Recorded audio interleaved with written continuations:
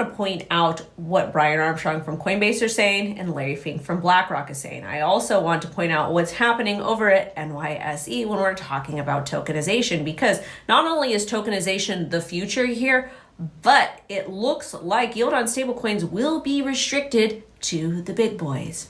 We're going to play a clip by Mr. Larry Fink so you guys can use your critical thinking skills, and then I'm going to break down to you exactly what is happening and why you should be upset. Welcome back to the O Show, everything crypto every day. I'm Wendy O. Make sure to like, comment, subscribe, and of course, set alerts. I read them all, the comments. And lately, there's a common theme. People feel like the world is changing faster than they can process. Countries are investing more at home, and artificial intelligence is advancing at an extraordinary pace. And capital is moving differently. At the same time, enormous value is being created in the capital markets.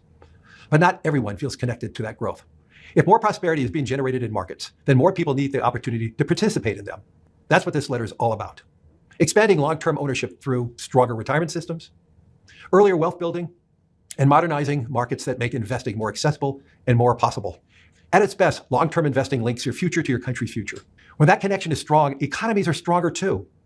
At BlackRock, that's the work we focus on every day with our clients around the world.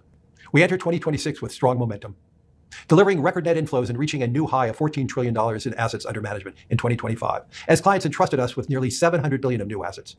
Those results reflect on the role we aim to play, helping clients navigate change and investing for the long term. And we believe BlackRock is well positioned for what comes next, at the intersection of the forces reshaping global finance, from the expansion of the capital markets to the evolution of AI and the digital transformation of investing. I remain a long-term optimist. Markets have always moved through periods of uncertainty. The question isn't whether change is coming, because it is. The question is whether more people will have a stake in what comes next. So the key pieces of information that Larry Fink said in his letter here is that economic growth is increasingly driven by markets, not wages. And that's because eventually wages are going to go away because we're going to get that beautiful UBI. Wealth is concentrated among asset owners, and AI may worsen this trend. Yes, we know, which is why yield on stablecoins is super important. In addition, long-term investing helps more people share in economic growth. No, only if you have money, Mr. Fink. And countries are creating programs to help citizens invest in their economies. Hello? But the most important thing here is that tokenization can make investing easier, more accessible, and tradable via digital wallets.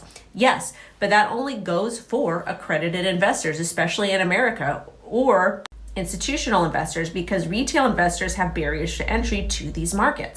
And if you're not able to generate wealth on your own via non-corporate capitalism, how are you supposed to invest in your economies?